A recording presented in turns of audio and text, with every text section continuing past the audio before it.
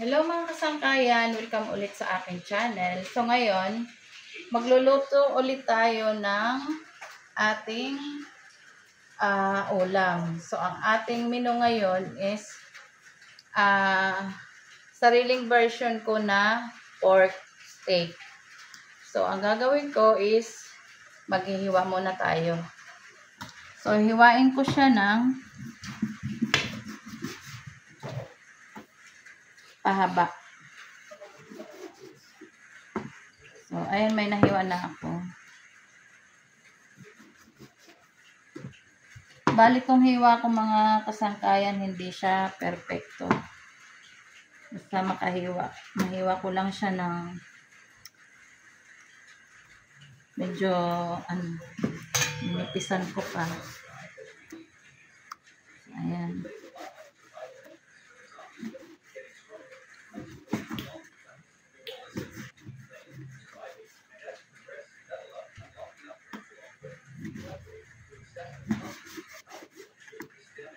Bali, sariling version ko lang ko mga sangkay.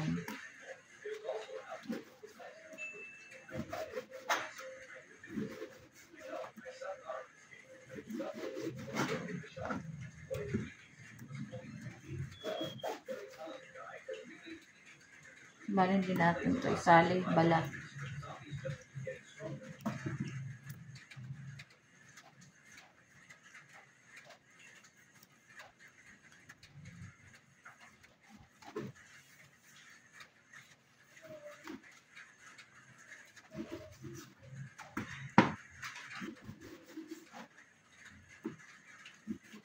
Bali, yung iba mga sangkay, bali, ibinababad nila to sa toyo't kalamansi. So, ang gagawin ko ngayon, kasi na to, mabilisan na luto. Ibig sabihin, hindi to nakaplano, kumbaga naisipan ko lang bigla. Ang gagawin ko is direkta na siya. Lalagyan ko na lang siya ng toyo at saka suka. Wala rin kasi akong kalamansi dito sa bahay. Kung ano lang meron dito, yun lang ang aking gagawin.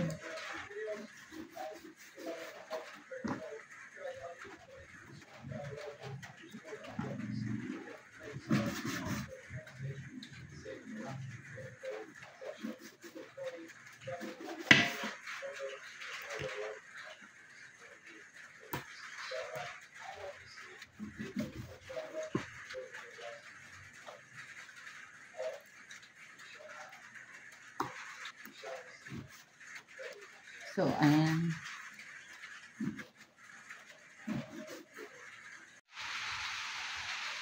So, ayun mga sangkay, tapos na akong maghiwa. So, ito yung ating nahiwa. So, ito, sibuyas. Lalagyan natin siya ng sibuyas. Dapat sibuyas na puti. Wala akong sibuyas na puti. So, may sibuyas naman akong pula dito. So, yun ang ginamit ko. Ngayon, ang gagawin ko is magsasalang tayo ng kawali.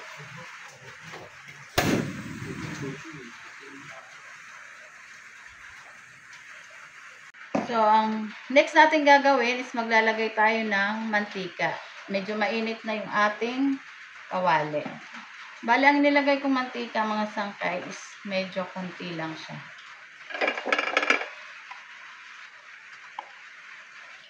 So, medyo mainit na yung ating mantika. Ilalagay ko na rin itong aking hiniwang baboy. So, bali ang gagawin natin mga sangkay, medyo pre-prituhin lang natin siya ng konting mag-brown lang. Okay na yan.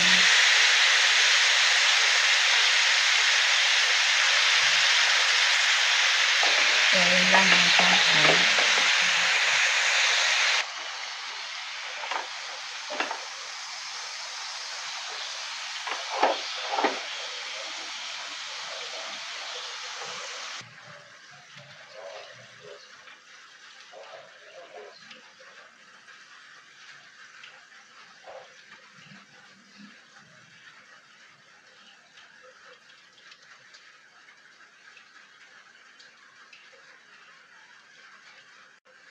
So, ayun mga sangkay, bali, tingnan natin siya.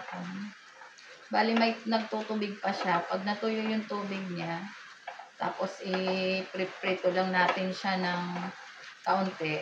Ayun, titimplahan na natin siya. Tapos yun. Bali mga sangkay, ngayon lang ulit ako nag-vlog. Kasi naging busy ako sa mga nagdaang panahon. So, ngayon, may pagkakataon. Kaya, ngayon, nag-vlog ulit ako. So, ayun. Bali, antayin lang natin siya mawala yung tubig.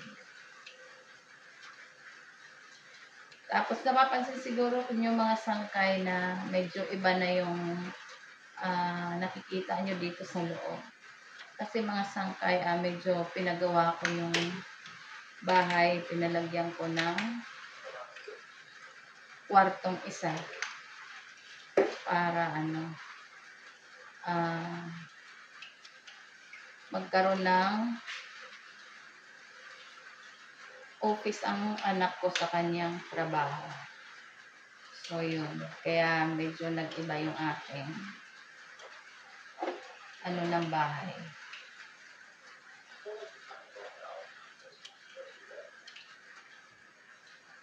So, yun lang. Antayin lang natin na mahibas ang tubig. Matuyo.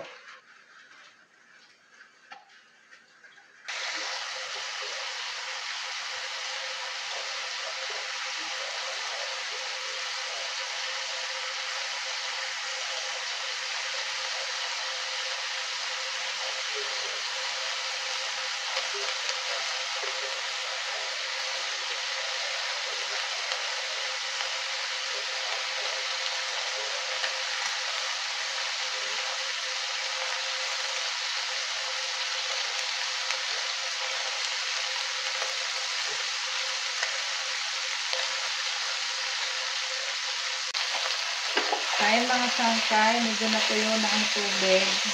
So, ayun, medyo nag-prito na siya.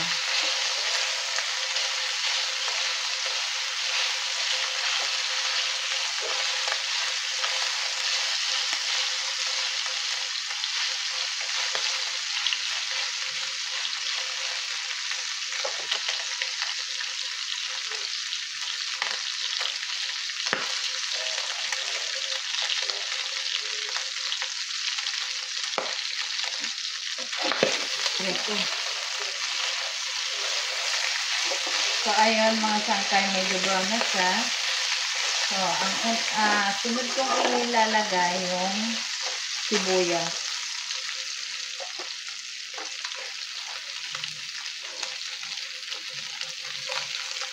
So,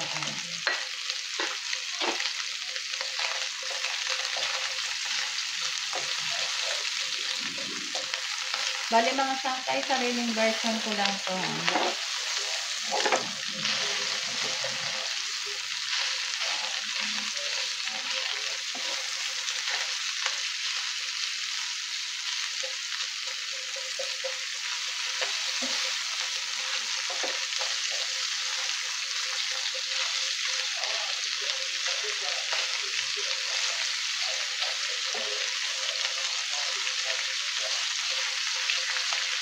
So, ngayon, lagyan naman natin ng toyo.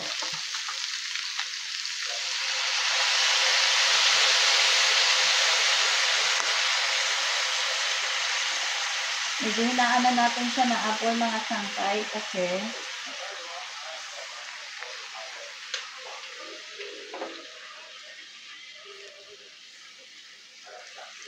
tapos syempre lagyan natin ng suka.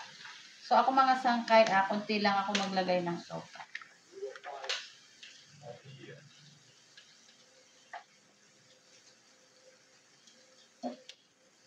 Anak pa yung paminta.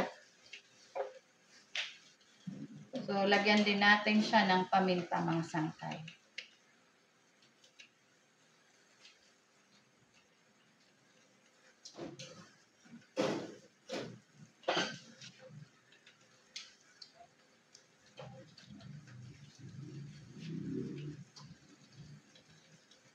So, ayan. Okay na yan.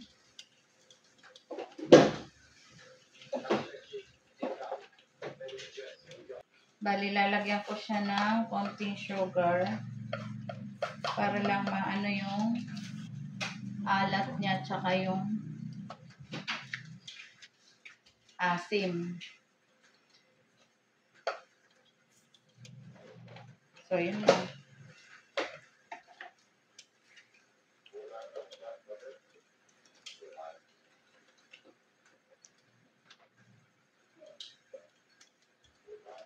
So, pag natunaw na yung kanyang sugar, papatay na natin siya. Yun lang mga sangkay, medyo hindi ako masyadong masabaw pag nag-popper steak ako. Medyo tuyo lang siya ng konti. So, ayun. Okay na siya mga sangkay. Yun lang. Madali lang siya. So, ngayon, tikman naman natin. Ayun mga sangkay, hinango ko na siya. So, ngayon, tikman naman natin.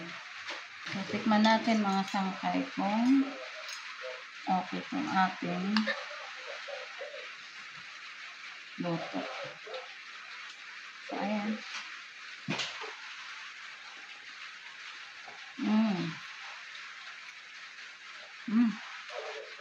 Sarap mga sangkay. I-try nyo na mga sangkay. Magluto rin kayo nito.